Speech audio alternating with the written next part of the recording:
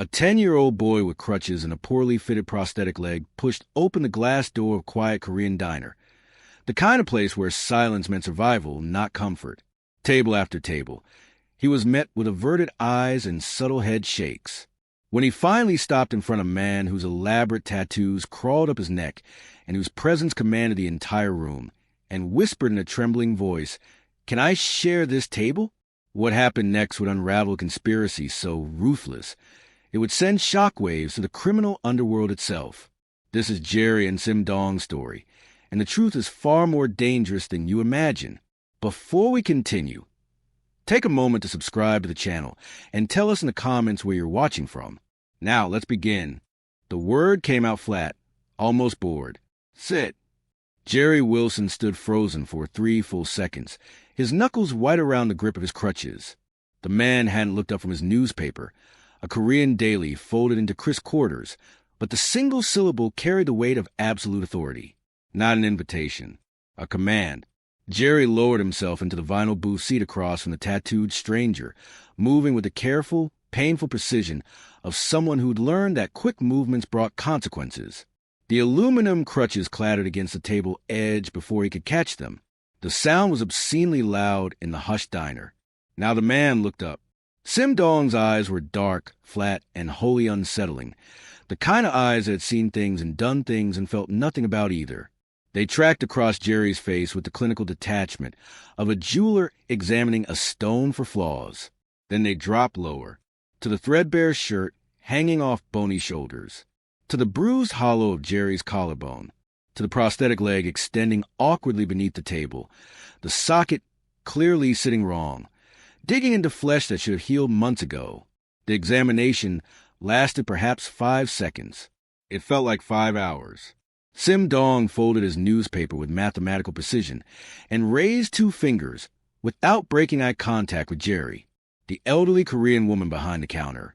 Mrs. Pak, though Jerry didn't know that yet, appeared at the table so quickly she might have teleported.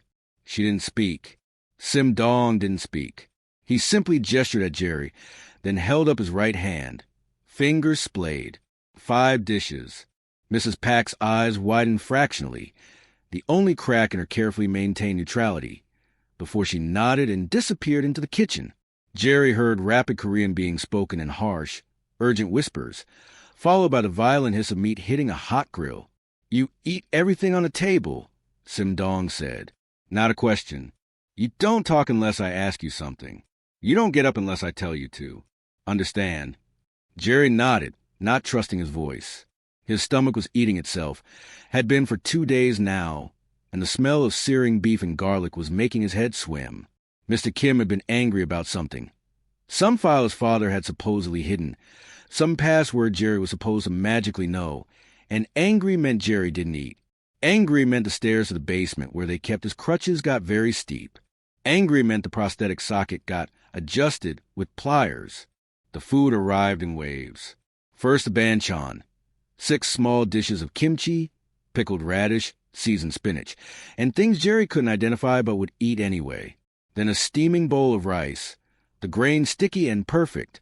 Then the main event, a sizzling stone-plate of bulgogi, thin slices of marinated beef in a sweet savory sauce that made Jerry's eyes water. "Eat," Sim Dong said. Jerry ate. He tried to pace himself, tried to remember the manners his mother had taught him before she died, before his father got mixed up in whatever dark business had gotten him killed, before everything went to hell. But hunger had its own logic. Within minutes, the rice bowl was empty, the beef was half gone, and Jerry was cramming kimchi into his mouth with shaking fingers. Sim Dong watched, not with disgust or pity, emotions that Jerry had learned to recognize and hate, but with that same clinical assessment. He was noting things, recording them. Jerry could almost see the calculations happening behind those flat, dark eyes. Malnutrition, severe. Fear response, extreme but controlled. Pain tolerance, abnormally high. Survival instinct, active. When Jerry reached for another slice of beef, his sleeve rode up. The bruises on his wrists were yellowing, finger-shaped, adult-sized. Sim Dong's eyes stopped there for exactly 2 seconds before moving back to Jerry's face. "How old are you?" The first question. 10. Jerry's voice came out as a rasp. 10.5. When did you eat last? Tuesday. It was Thursday evening. Sim Dong made a sound in the back of his throat. Not quite disapproval. Not quite acknowledgement. He reached for his phone, a sleek black device that probably cost more than most cars, and typed something with his thumbs.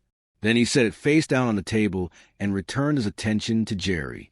Specifically to Jerry's leg. The prosthetic was a baloney model, cheap plastic and basic mechanics. The kind that Medicaid provided and forgot about. But it was a fit that made Sim Dong's jaw tighten almost imperceptibly. The socket was candid wrong, torquing the residual limb at an angle that would cause constant pain and tissue damage. Whoever had fitted it had either been incompetent or deliberately cruel. Sim Dong had seen torture before. This was torture. "Who's keeping you?" he asked quietly. Jerry's hand stopped halfway to his mouth, a piece of beef pinched between his chopsticks. The question was simple. The answer was a bomb. "My uncle," Jerry whispered. "Mr. Kim. He was my dad's business partner." The lie was paper thin, and they both knew it. But Sim Dong simply nodded, accepting the fiction for now, filing away the truth for later. "Finish your food," he said.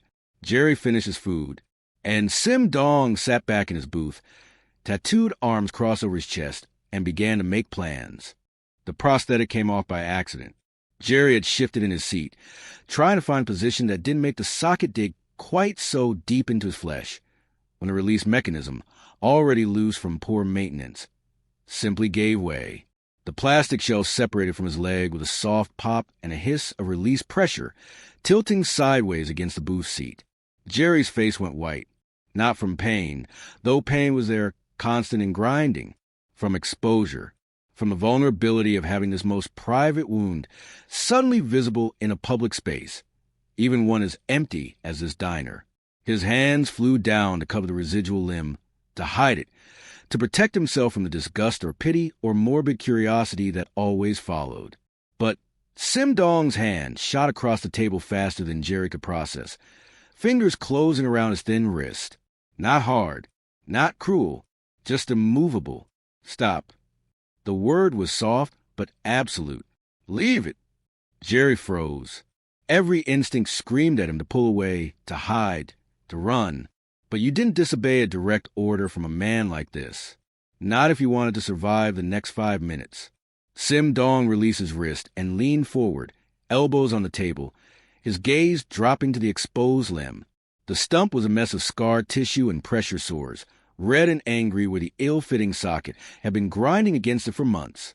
But that wasn't what made Sim Dong's expression shift from neutral to something colder, something dangerous. There, on the lateral side of the residual limb, about 2 inches below where the amputation had been performed, was a scar that didn't belong. It was old, at least 6 months, maybe more, and it had the distinctive pattern Sim Dong had seen exactly 3 times before in his 38 years. A branching, fern-like mark that radiated from a central point. Lichtenberg figure, the doctors called it. In Sim Dong's world, it had a simpler name, copper wire burn.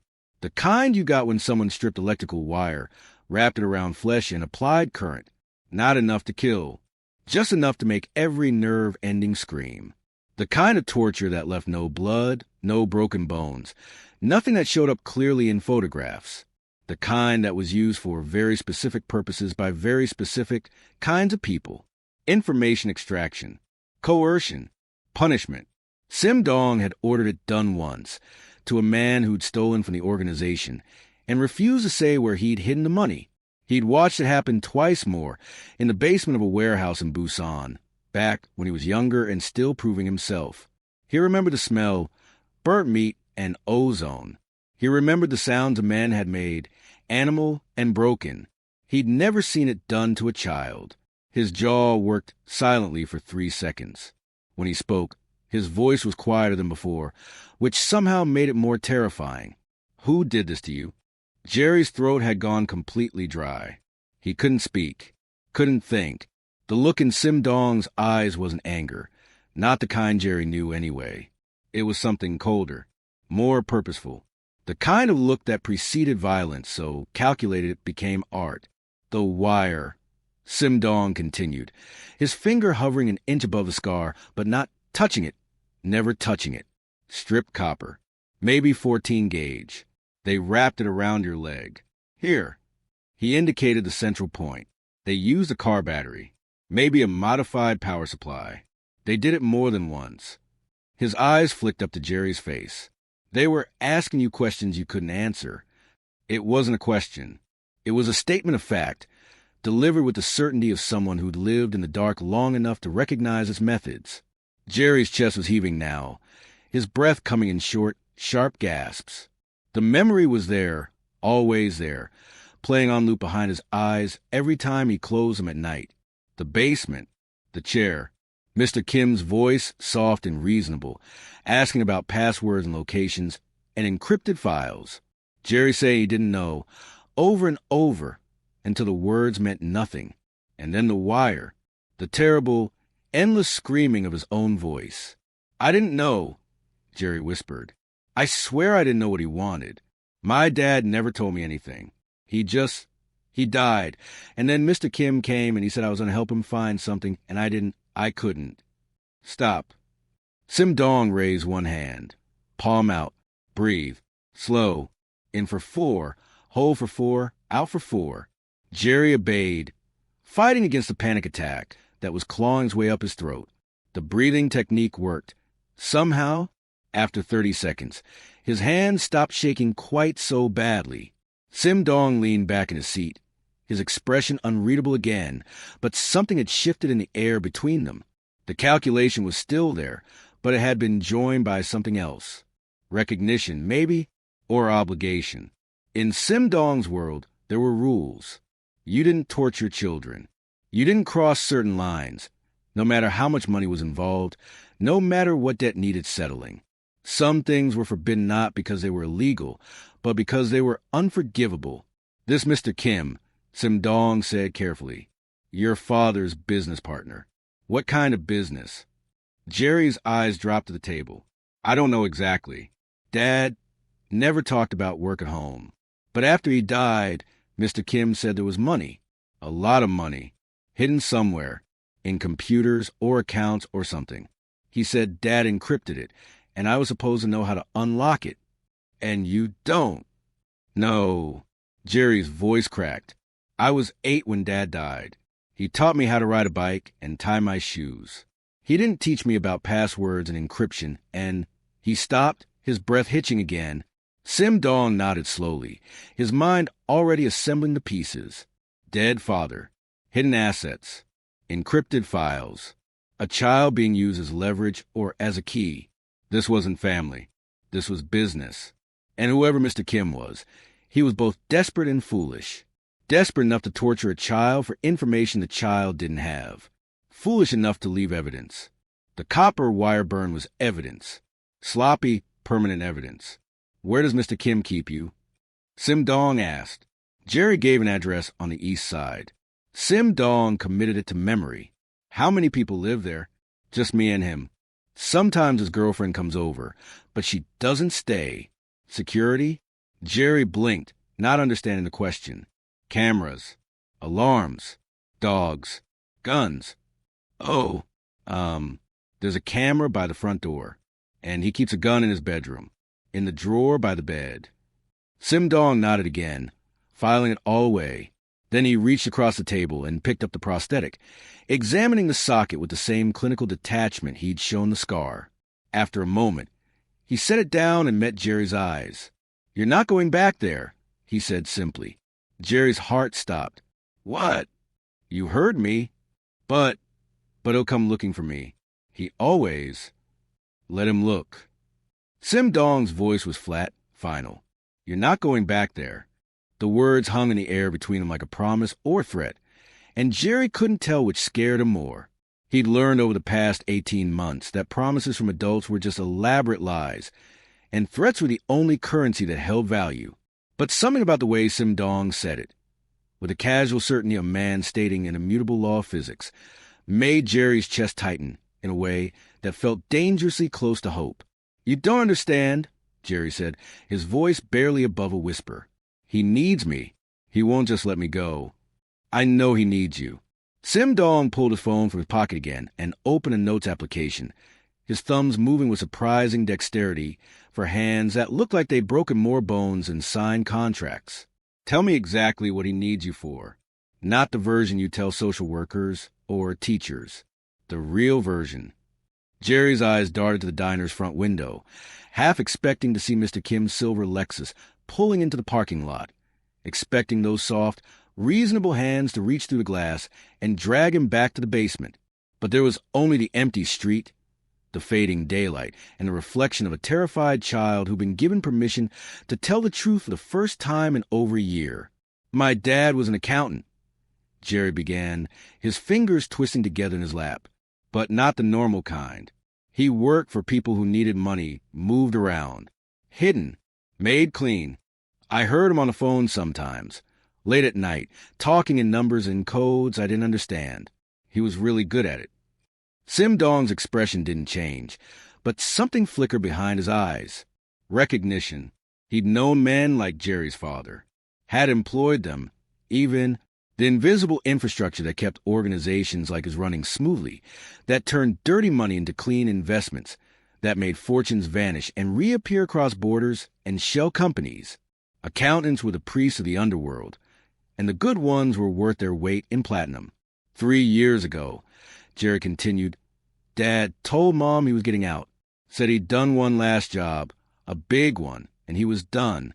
We moved to a new house. He bought Mom a car. He was happy for maybe 6 months. Jerry's voice caught. Then someone ran him off the road. Police said it was an accident. Black ice. But Dad grew up in Minnesota. He knew how to drive in ice. How old were you? 8. 8 years old when his father died. 9 when his mother followed 6 months later from what the death certificate called a heart attack, but what Jerry suspected was a broken heart mixed with sleeping pills. 9 years old when Mr. Kim appeared at the foster home with papers that said he was Jerry's godfather, which was a lie, and that he'd take care of everything, which was a bigger lie. Mr. Kim came to the funeral, Jerry said. He was crying.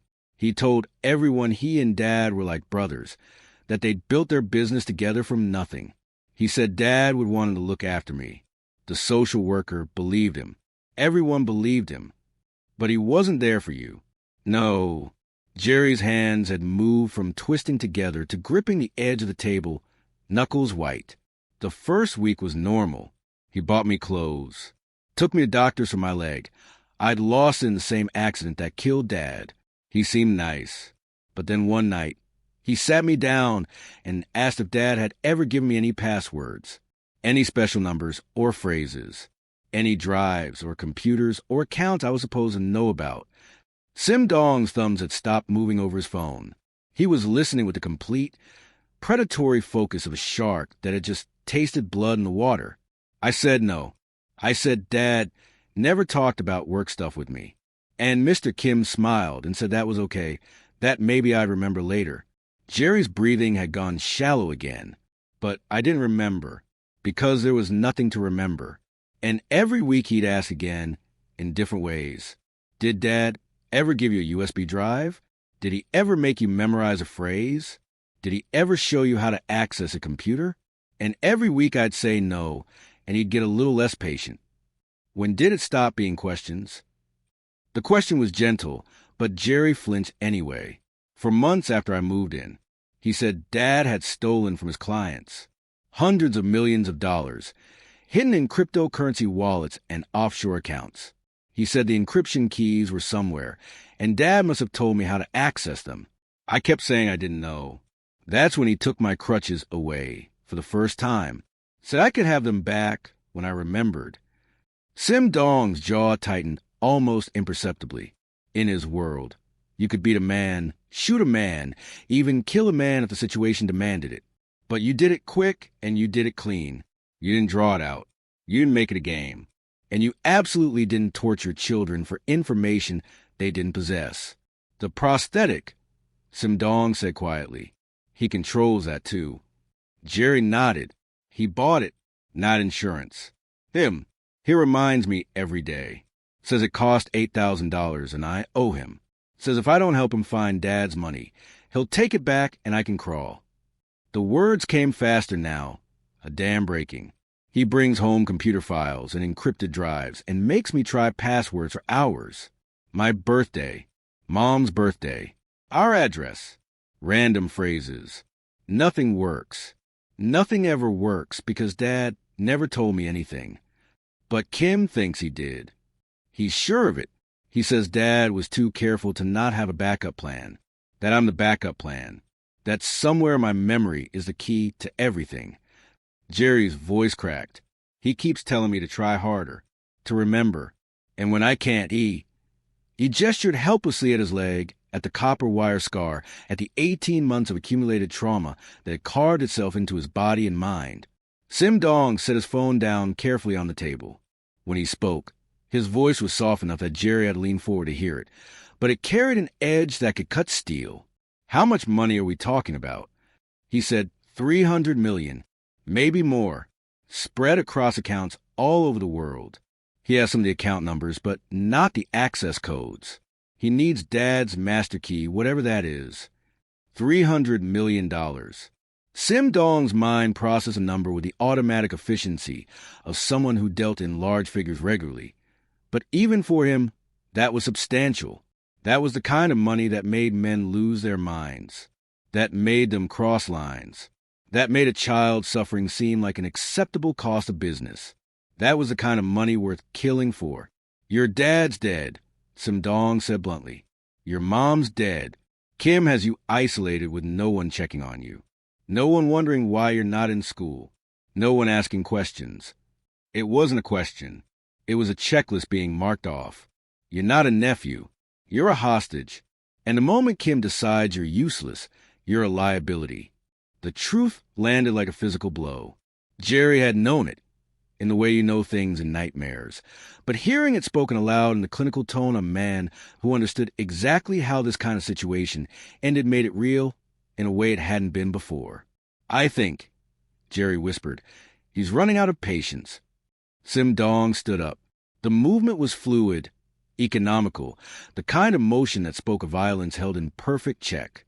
He reached into his pocket and pulled out a money clip thick enough to choke a horse, peeled off $300 bills, and laid them on the table.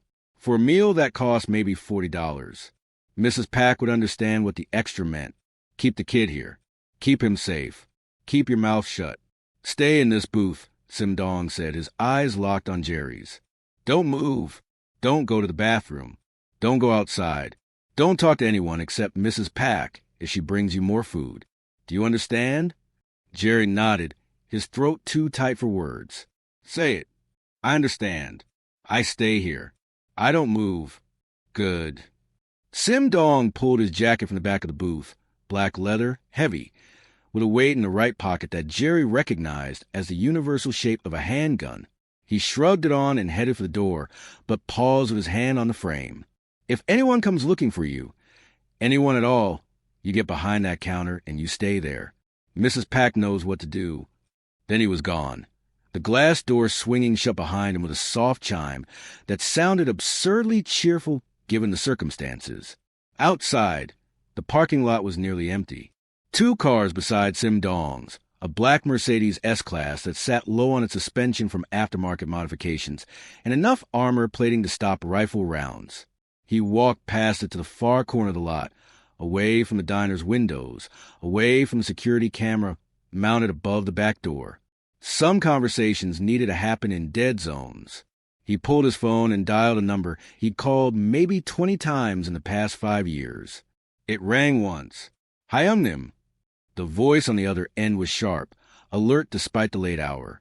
Park Min-suk, his underboss, a man who'd been with Sim Dong since they were teenagers running protection rackets in Itaewon, a man who'd taken a bullet meant for Sim Dong in Busan and never mentioned again, a man who understood that when the boss called, you answered, and you answered ready. I need the unit, Sim Dong said without preamble. Full roster. Tactical gear. I need them at the diner in 30 minutes. There was a pause of perhaps 2 seconds. Not hesitation. Calculation. What are we looking at? Extraction and acquisition. Solo target. Civilian location. possible armed resistance. This is a clean job, Min Suk. No bodies, no witnesses, no traces. We go in, we take what we need, we disappear. Understood. What's the payload? Sim Dong turned to look back at the diner. Through the window, he could see Jerry's silhouette in the booth, small and still, waiting with the kind of learned obedience that came from 18 months of terror. A child, 10 years old, amputee. He's being held hostage by a financial criminal named Kim. Korean, late 40s, operates on the east side. I need everything we have on him in 20 minutes. Another pause, longer this time. Hyungnim, are we talking about? I know what we're talking about. Sim Dong's voice dropped to something colder, something that carried the weight of 30 years in a life. This is an organization business. This isn't about territory or debt or respect. This is about a line that doesn't get crossed. Not in my city. Not while I'm breathing. I understand. And Min Suk did understand, because he'd been there in Busan when Sim Dong had ordered a man's hands broken for hitting his girlfriend. He'd been there when Sim Dong had personally executed a mid-level enforcer for selling drugs outside a middle school. The organization had rules, and the rules existed for a reason. Children were off-limits. Always. What do you need? Run Kim's name through our network. Financial crimes, cryptocurrency, offshore accounts. He's laundering for someone, probably multiple someones. He's holding the kid because the kid's father hid $300 million in encrypted assets, and Kim thinks the boy can unlock them. A low whistle came through the phone. $300 million. That's serious money. Hyungnim. If Kim has backers. Then his backers are about to learn a very expensive lesson about acceptable business practices. Sim Dong's tone left no room for argument. I want surveillance on the address I'm sending you. I want to know how many people are in that house, what weapons they have, what security systems are active. I want blueprints if we have them. I want to know what Kim had for breakfast if we can find out. You're going in tonight. It wasn't a question, but Sim Dong answered anyway. I'm going in tonight. The kid says Kim's running out of patience. That means Kim's getting desperate. Desperate men make terminal decisions.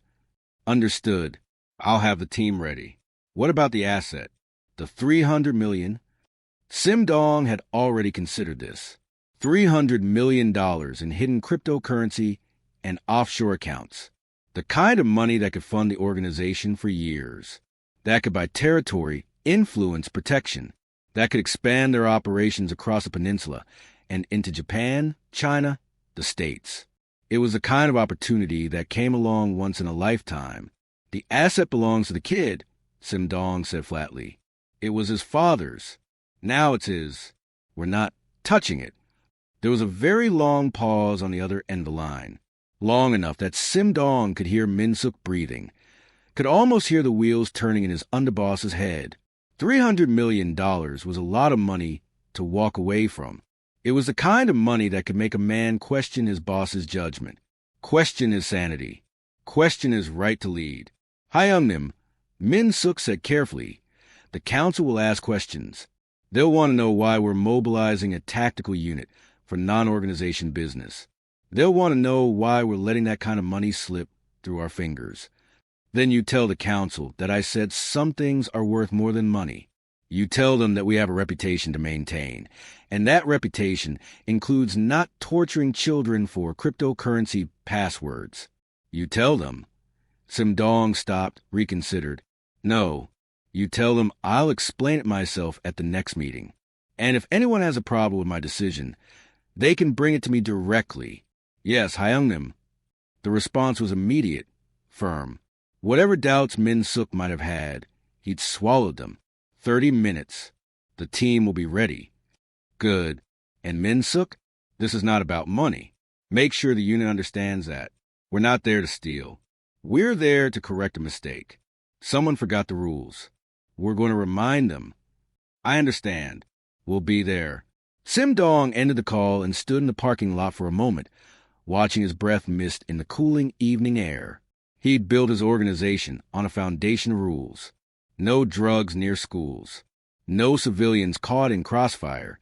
No unnecessary violence. And above all, no involving children. Ever. Those rules had kept him alive, kept him powerful, kept him distinct from the animals who wore the same tattoos but understood nothing of honor or code. Kim had broken the most fundamental rule, and now Sim Dong would do what he built a 30-year reputation doing. He would enforce the code, swiftly, completely, without mercy. He walked back to the diner, pushed through the door, and returned to the booth. Jerry looked up at him with those wide, haunted eyes, tried to read something in Sim Dong's expression that might tell him what came next. Sim Dong sat down across from him and said very quietly, "You stay right here. No one touches you.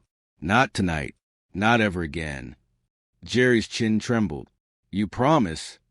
Sim Dong had learned long ago never to make promises he couldn't keep, but sometimes a child needed to hear the words more than he needed them to be guaranteed. Sometimes faith was more important than certainty. "I promise," Sim Dong said. 22 minutes later, the first vehicle arrived. A black panel van with tinted windows and magnetic signs advertising a plumbing company that didn't exist. It parked 3 spaces down from Sim Dong's Mercedes, and no one got out. But Sim Dong could see the faint glow of laptop screens through the windshield, could see the shadows of at least 3 people moving inside. The mobile command center was operational. His phone buzzed. A text from Min Suk. "We're up, starting the poll." Inside the van, Lee Ji-won was already deep in the digital architecture of Kim's life. She was 26, had dropped out of Kai's computer science program in her 3rd year, and could navigate the dark web like most people navigated grocery stores. Her fingers moved across 3 keyboards simultaneously, her eyes tracking data streams that would look like gibberish to anyone else. "Got his phone," she announced without looking up. "Location services enabled. He's at the residence. Hasn't moved in 4 hours. Pulling call records now." A pause. "Okay, interesting. He made 6 calls today. 4 to burner numbers, 2 to the same contact. Choi something, running it now. And he received 2 calls from an unlisted international number. Hong Kong exchange code. Backers?" Min Suk asked from the passenger seat. "Or clients wondering where their money is." G1 screen filled with financial data. Transaction histories pulled from sources that would have given federal prosecutors heart attacks. Holy shit, Kim's not small time. He's got accounts in 18 jurisdictions. Cayman Islands, Singapore, Switzerland, Panama. And those are just the ones I can see in 5 minutes. Give me 30 and I'll have his entire financial footprint. "You've got 10, Min Suk said. "What about security?" G1 switch screens. "Checking now. Cross-referencing the address with municipal permits, utility records, and home security company databases." Her fingers flew. "Okay, he's got a basic ADT system, installed 4 years ago. Monitoring contract is still active, but he hasn't paid the bill in 3 months. So response is suspended. Front door camera, no rear coverage. No thermal signature suggesting guards or dogs. Electrical usage consistent with 2 people, maybe 3. The kid said just him and Kim. Occasionally a girlfriend.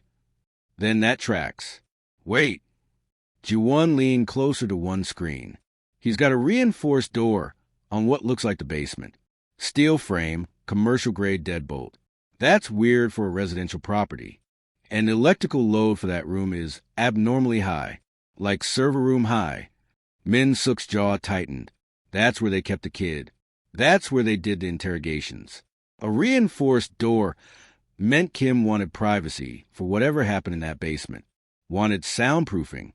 Wanted to make sure screams didn't reach the neighbors. "Get me blueprints," Min Suk ordered. "I want to know every entrance, every window, every structural weakness. And get someone to that house now. I want eyes on it." The second vehicle arrived 7 minutes later. A silver Hyundai sedan that could belong to anyone. Driven by a man in a delivery uniform who parked across the street from Kim's house and pulled out a tablet like he was checking an address. Kong Woo-jin had been doing surveillance for the organization for 12 years. He could sit in a car for 8 hours without moving and still notice if a curtain twitched on the 3rd floor of a building 4 blocks away. His phone connected to the van system. "I've got visual. 2-story colonial, well-maintained, lights on in the main floor living room, and what looks like a home office upstairs. Car in the driveway, silver Lexus ES 350. Plates match the registration in Kim's name. No visible security beyond the front camera. Neighborhood's quiet, upper middle class. People mind their own business here. Perfect, Min-suk muttered. Nobody in that neighborhood would investigate gunshots. They'd lock their doors and pretend they hadn't heard anything. One more thing, Woo Jin said. I just saw someone pass by the upstairs window. Male 40s, matches Kim's description from the DMV photo. He's alone as far as I can tell. Back in the van, Ji-won had pulled up property records, tax documents, and mortgage information. House is worth about $800,000. He bought it 6 years ago with cash. No mortgage, no liens. Paid through a shell company registered in Delaware. Guy's been planning his privacy for a while. What about the asset? Min-suk asked. The $300 million. What are we looking at? Ji-won pulled up another screen. This one showing a complex web of wallet addresses and encrypted files. Based on what the boss told me, the father, Wilson, Jerry Wilson Sr., was running a high-level laundering operation. Cryptocurrency primarily, with some traditional offshore accounts. He was good, really good. Multiple layers of encryption, dead drops, air gap systems. From what I can reconstruct, he was holding funds for at least 6 different organizations. Korean, Chinese, Russian, maybe some cartels. And then he decided to retire. And then he decided to steal. Ji-won's tone was almost admiring. He didn't just walk away with his cut. He consolidated everything. $300 million in Bitcoin, Ethereum, and stablecoins, plus another $50 or $60 million in traditional accounts. He locked it all behind a custom encryption protocol that requires multiple keys, physical hardware tokens, passwords, biometric data. The guy built Fort Knox around this money. And Kim thinks a 10-year-old kid can open it. Kim thinks the kid has the password, or the hardware key, or knows where the father hid them. But here's the thing. Ji-won pulled up a forensic analysis of Wilson Sr.'s computer systems, data she'd pulled from archived IC reports and Interpol bulletins. Wilson died 2 years ago. If he'd given his kid the keys, Kim would have found them by now. Either the kid really doesn't know, or Wilson hid the keys somewhere Kim hasn't looked. Like where? Like in the kid's prosthetic leg. Ji-won looked up from her screens for the first time. Think about it. Wilson loses his son's leg in the same accident that supposedly kills him. The kid gets fitted for a prosthetic. What better place to hide a hardware encryption key than inside a medical device? No one would think to check. Even if Kim suspected, he'd need specialized equipment to scan it properly. Min-suk felt a cold weight settle in his stomach. If Ji-won was right, if the key was literally inside Jerry's prosthetic, then Kim had been torturing the kid for information that was physically attached to his body the entire time. And the moment Kim figured that out, the moment he decided to cut open that prosthetic and look inside, Jerry became disposable. How long until we're ready? Min-suk asked. Blueprints are downloading now, Ji-won said. Full tactical brief will be ready in 10 minutes. But boss, there's one more thing you need to know. What? That international call Kim received? I traced it. It came from a company in Hong Kong called Pacific Rim Investments, which is a front for the Sinaloa cartel's Asian operations. Kim's not just holding $300 million. He's holding $300 million that belongs to some very angry, very violent people. And based on the call duration and the frequency of contact, I'd say they're asking him when they're getting their money back. Min-suk closed his eyes. This wasn't just a hostage situation anymore. This was a race against the cartel deadline. If they didn't get Jerry out tonight, if they didn't secure whatever encryption keys existed, someone else would come looking. And cartel enforcers wouldn't be as careful about civilian casualties as Sim Dong's team. Send everything to the boss, Min-suk said, and tell the unit we move in 1 hour. The third vehicle arrived at exactly 8:15. A black Suburban with dark-tinted windows that parked perpendicular to the diner's entrance, blocking the most direct sight line from the street. The doors opened and 3 men stepped out. And even from inside the diner, Jerry could tell these were not normal people. They moved like Sim Dong moved, economically, with purpose, with the kind of controlled energy that suggested violence was always an option, but never the first choice. They wore dark clothes that might have been business casual in bad lighting, but were actually tactical gear designed to look civilian. Each man took a position. One by the corner of the building, one near the parking lot entrance, one by the side door that led to the kitchen. Jerry watched them with wide eyes. "Who are they?" "Insurance," Sim Dong said without looking up from a newspaper. He'd returned to reading. He'd switched from Korean to English, some financial publication that he held at an angle that let him watch both Jerry and the front entrance simultaneously. Mrs. Pack emerged from the kitchen, saw the men outside, and stopped so abruptly her slippers squeaked against the linoleum. She looked at Sim Dong. Sim Dong met her eyes and gave a single, barely perceptible nod. Mrs. Pack's face went carefully blank. She returned to the kitchen, and Jerry heard rapid, urgent Korean being spoken in hushed tones. A moment later, the cook, a heavy-set man in his 50s, appeared at the kitchen window, took one look at the situation, and disappeared again. The other two patrons in the diner, an elderly couple who'd been working their way through a shared plate of japchae, abandoned their meal and left money on their table. They didn't ask for change. They didn't make eye contact with anyone. They simply left, moving quickly but not running, the way people exited buildings when they suspected gas leaks or structural instability. Within 5 minutes, the diner was empty except for Jerry, Sim Dong, Mrs. Pack, and her husband in the kitchen. The silence was profound, broken only by the hum of the refrigeration units and the distant sound of traffic. A fourth vehicle arrived. Another sedan, dark blue, that parked across the street. 2 more men. They didn't get out. They just sat there watching, their presence as much psychological as practical. This was what security looked like in Sim Dong's world. Not flashy, not loud, just absolute and overwhelming.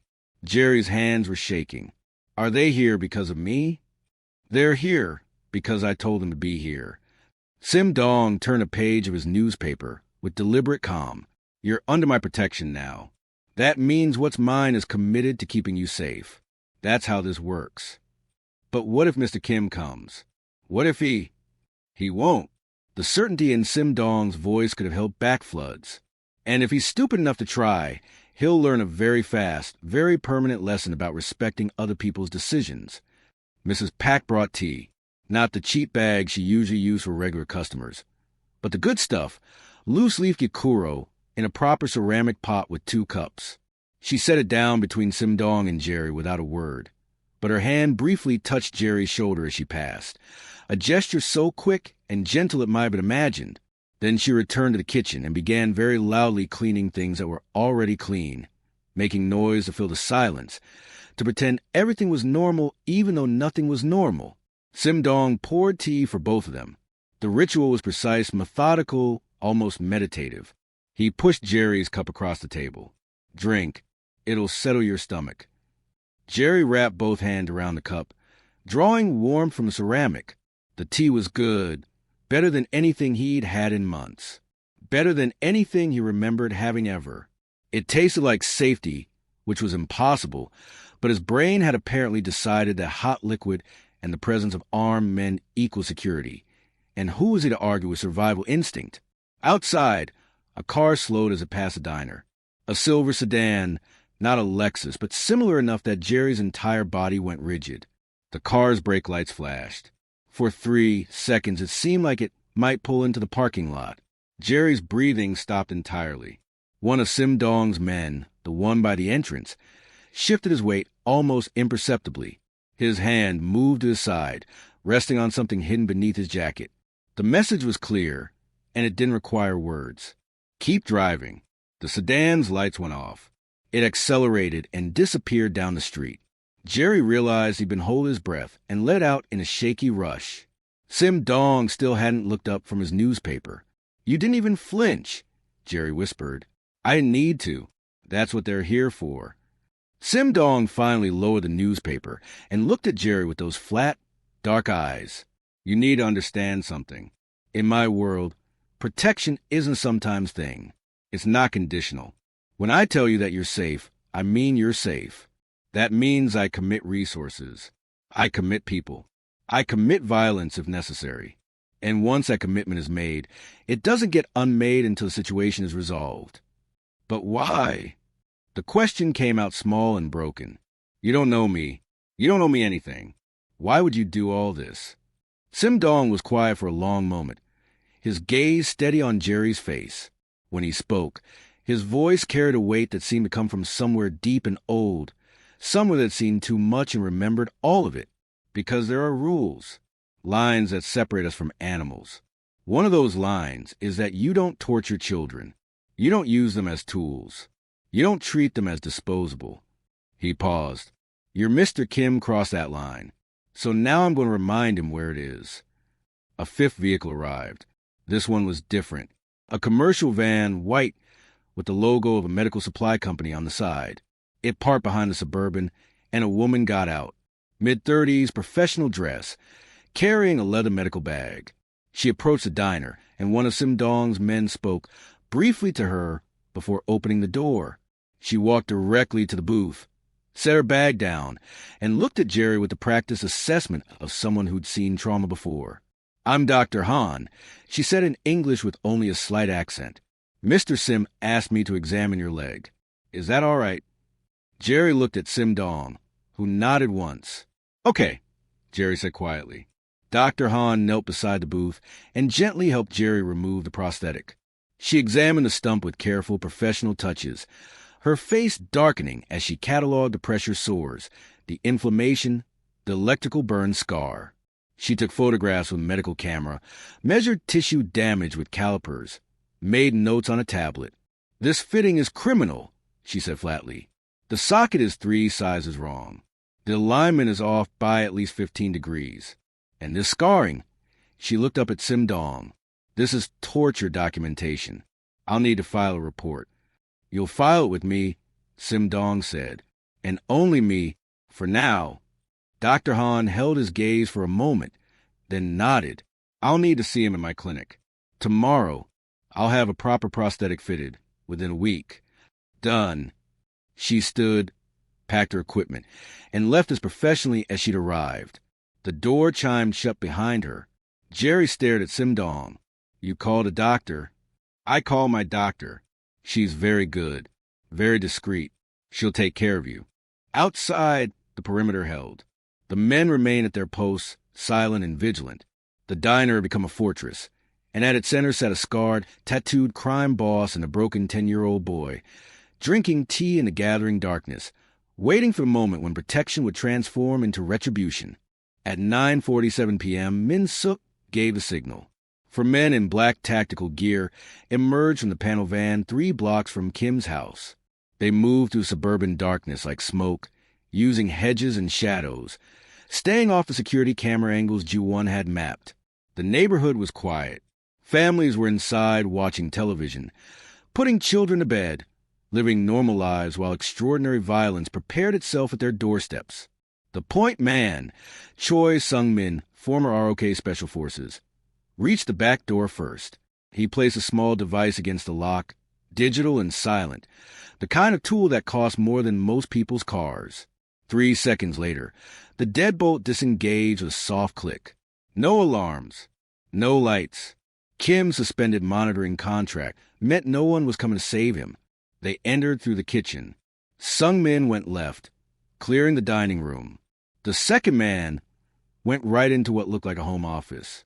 Papers everywhere, multiple computer monitors, the glow of hard drives processing data. The third and fourth men took the stairs, moving fast and low, weapons drawn but not raised. This was a surgical operation, not a massacre. Yet, Min Suk's voice came through their earpieces, calm and precise. Target is upstairs, front bedroom. Remember, we need him conscious. We need answers. Kim was at his desk when they breached his bedroom door. He spun in his chair, eyes going wide, mouth open to scream or maybe to beg. Sung-min crossed the distance in 3 steps and put him on the floor with a chokehold that cut off sound but not consciousness. Kim thrashed for perhaps 5 seconds before his brain registered the futility of resistance. Mr. Kim, Sung-min said quietly in Korean, you're going to answer some questions. If you cooperate, this ends quickly. If you don't, it ends slowly. Nod if you understand. Kim nodded, his face purple, tears streaming from his eyes. Sungmin eased the pressure just enough to let air through. Where's the encryption key? The one for Wilson's assets.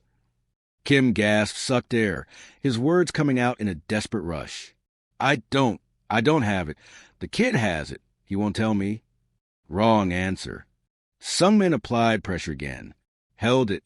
Released. Try again. Where is it? I don't know. Kim was sobbing now. Wilson hid it somewhere. I've been trying to find it. That's why I kept the boy. I thought he knew. The second man appeared in the doorway. Boss, you need to see the basement. Min Suk's voice crackled through the comms. Show me. The video feed came through 30 seconds later. The basement was exactly what they'd feared. A reinforced room with a steel door, soundproof walls, and equipment that belonged in a CIA black site, not a suburban home. A chair with restraints, electrical cables, pliers, a car battery, photographs pinned to a corkboard, Jerry at different ages, school pictures that Kim must have taken from Wilson's house.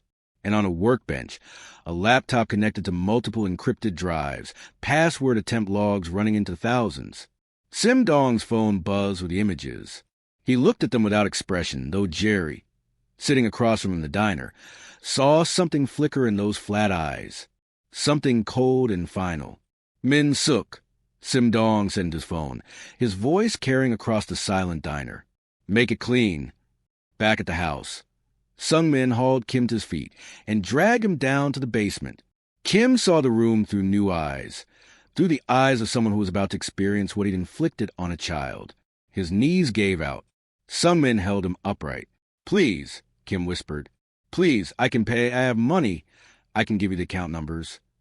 We don't want your money. Sungmin shoved him into the chair, the same chair Jerry had sat in, and secured the restraints. We want you to understand something. There are rules. You broke them. This is the consequence. The second man was searching the room methodically, pulling apart the workbench, checking every drawer and container. He found it in a fireproof safe hidden behind a false panel, a small titanium USB drive on a chain, the kind used for cryptocurrency cold storage. The encryption key. It had been there the entire time. Kim had torn apart Jerry's life looking for something he'd already possessed. Got it, the man said, holding up the drive. Good.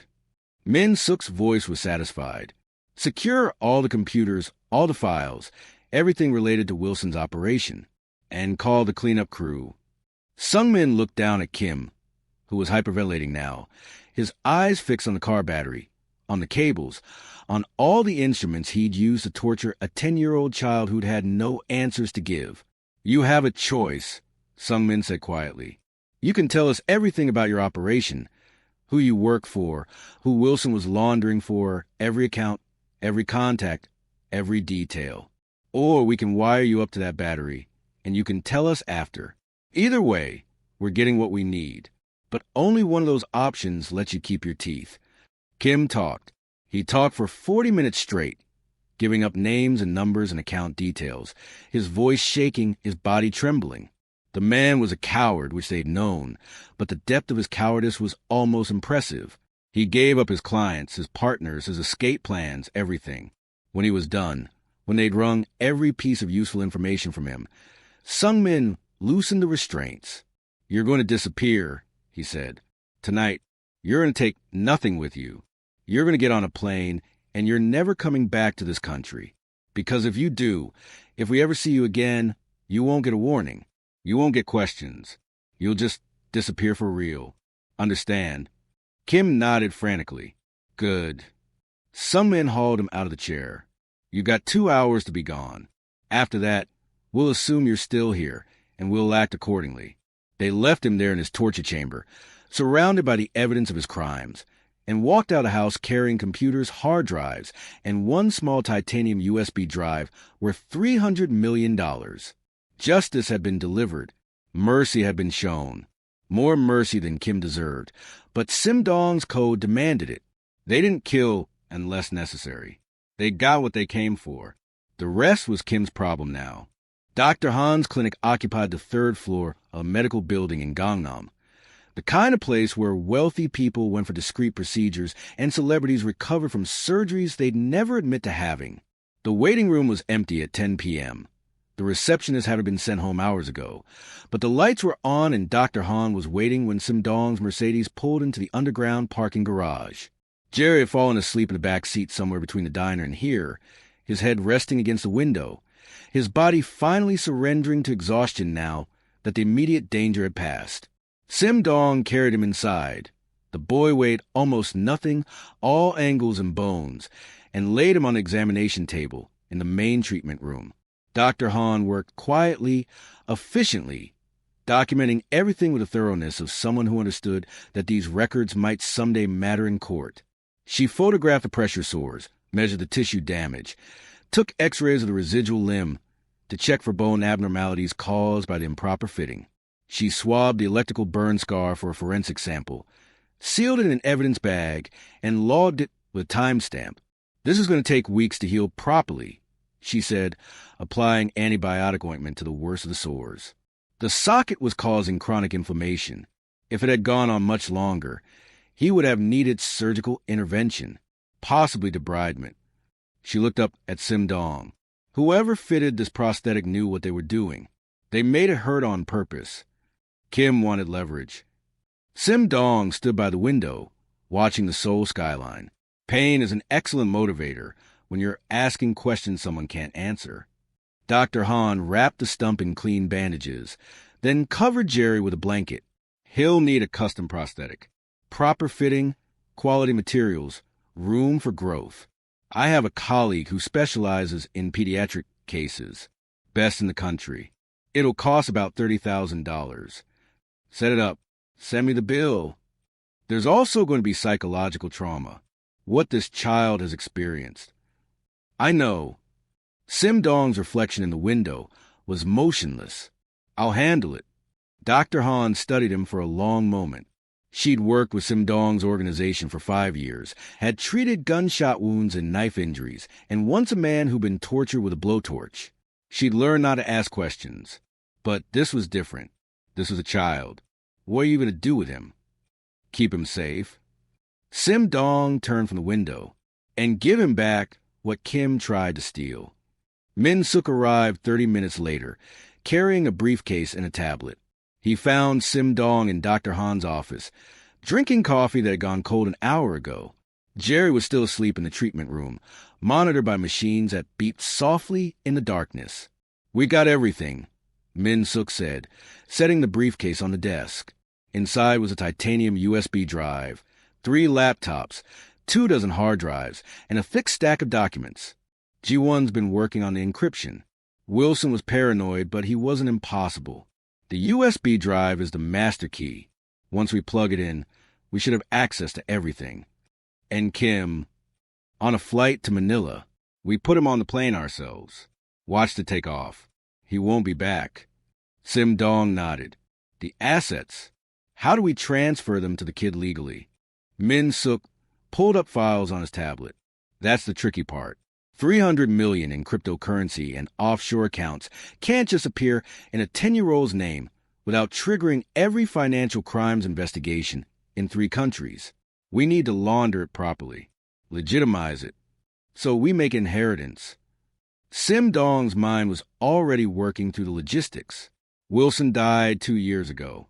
We discover a will, a trust fund, properly structured offshore accounts that were always meant for his son. We get a lawyer, a real one, clean, legitimate, to handle the probate. We make it look like it was always Jerry's money, just tied up in legal complications. That'll take months, maybe a year. Then it takes a year. The kid's not going anywhere. Sim Dong stood and walked to the window overlooking the treatment room. Jerry was still sleeping, his chest rising and falling in the steady rhythm of someone who felt safe for the first time in 18 months. In the meantime, we set up a trust, operating funds for his care, medical expenses, education. I'll be the trustee until he's old enough to manage it himself. Min Suk was quiet for a moment. Hyungnim, the council is going to ask why we're doing this, why we're spending resources and taking risks for a kid who's not family, not business. Then you tell them what I told you. Some things are worth more than money. Some lines don't get crossed. Sim Dong turned to face his underboss. And if anyone on the council has a problem with that, they can bring it to me directly. Min Suk nodded slowly. He'd expected this answer, had known his boss well enough to predict it. But hearing it confirmed, hearing Sim Dong willing to stake his reputation and possibly his position on protecting one broken child, still carried weight. What about guardianship? He can't stay in the clinic forever. I'll handle it. Sim Dong's voice was final. Get me a lawyer, family law specialist, someone who can navigate the system and keep their mouth shut. We're going to do this properly. Legal adoption, full custody, everything documented and legitimate. You're going to adopt him. Not a question. A statement of fact that Min Suk was still processing. I'm going to give him what he should have had. A home, safety, a future. Sim Dong looked back through the window at Jerry's sleeping form. And when he's old enough to understand, when he's strong enough to carry it, I'm going to give him $300 million and the choice to do whatever he wants with his life. Min Suk stood and bowed, a gesture of respect that went beyond their professional relationship. I'll get started on the paperwork. After he left, Sim Dong returned to the treatment room and sat in the chair beside Jerry's bed.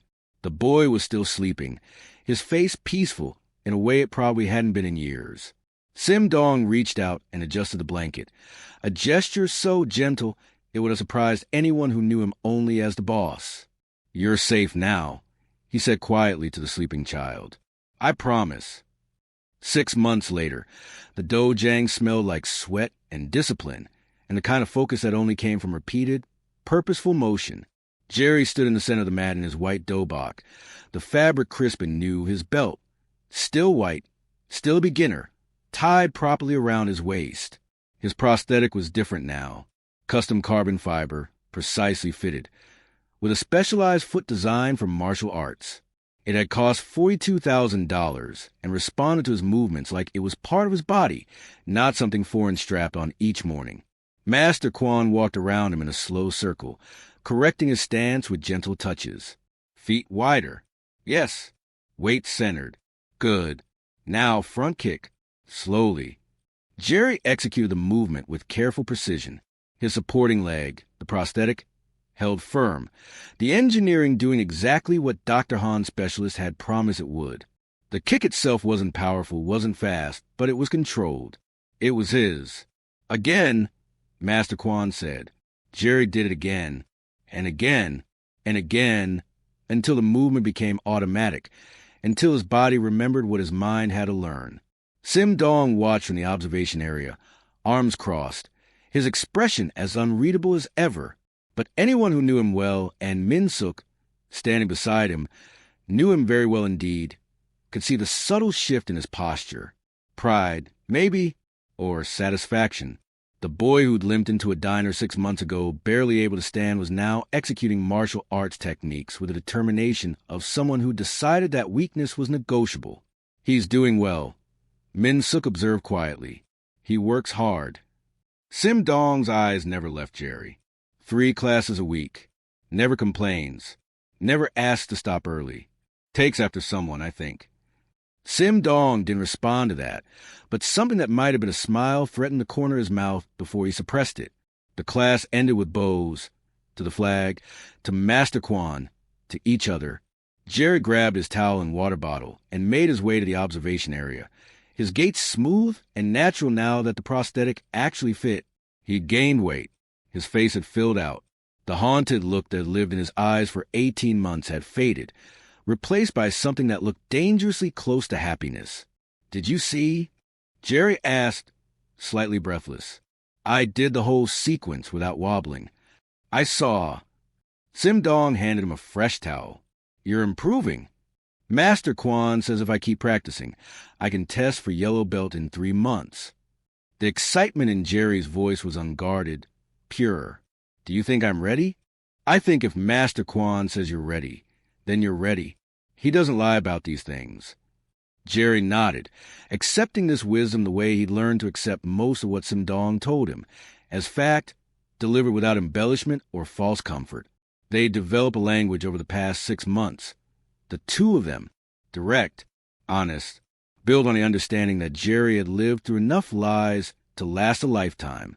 Master Quan approached, his weathered face creasing into something approximating approval. "Mr. Sim, your son is a credit to the Dojang. Respectful, disciplined. He listens." It was the first time anyone had called Jerry that out loud. Your son. The words hung in the air between them, waiting to be corrected or accepted. Sim Dong didn't correct them. "He's a good student," Sim Dong said simply. "The photographer is here," Master Quan continued, gesturing to a young woman with a camera setting up in the corner. "For the newsletter. We're documenting all our students' progress this quarter. Would you like to be in a photo with him?" Sim Dong hesitated. He'd spent 30 years avoiding cameras, avoiding documentation, avoiding anything that might connect his face to his activities. But Jerry was looking up at him with those hopeful eyes, and this wasn't a life anymore. This was different. This was legitimate. Legal. The court had finalized the adoption 3 weeks ago. The papers were filed. The trust was established. Jerry Wilson was now, officially and permanently, Jerry Sim. "All right," Sim Dong said.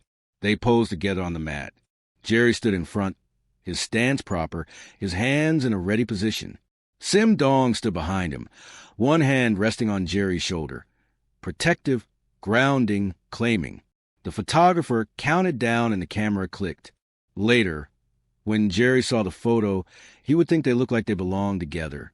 The scarred, tattooed man whose presence still made grown adults nervous, and the small boy with one prosthetic leg, and a white belt, and a future that suddenly seemed possible. They didn't look like family in any traditional sense, but they looked right. In the car on the way home. Home being Sim Dong's penthouse apartment that had been carefully child-proofed and redecorated to include a bedroom with posters of Marvel superheroes and a shelf of books Jerry was slowly working through. They sat in comfortable silence. The Seoul skyline glittered through the windows, the city alive and indifferent and full of possibility. The lawyer called yesterday. Sim Dong said as they pulled into the underground garage. "The trust is fully funded. Your father's assets have been legitimized and secured. When you turn 18, you'll have access to everything." Jerry was quiet for a moment, processing. $300 million. A number so large it didn't feel real. "What if I don't want it?" "Then you don't take it. It's yours. You decide. What would you do? If it was you?" Sim Dong considered this as he parked the car. "I'd use some of it to help people who needed help. I'd invest some of it to make sure it kept growing. And I'd keep some of it to remind myself that I survived something I shouldn't have survived, and that survival is value." Jerry nodded slowly. That made sense. That felt right. They rode the elevator up in silence. When the doors opened onto the penthouse, Jerry stepped out first, then turned back to look at Sim Dong, the man who'd saved him, who'd given him safety and food and medical care and martial arts lessons and a future, the man who'd chosen him when no one else had. Jerry moved closer and leaned against Sim Dong's side, the way children do when they're tired, or grateful, or just want to be near someone who makes them feel safe. "A boji," Jerry whispered. "Father." Sim Dong's hand came to rest on Jerry's head, gentle and certain. "Come on," he said quietly. "Let's go home."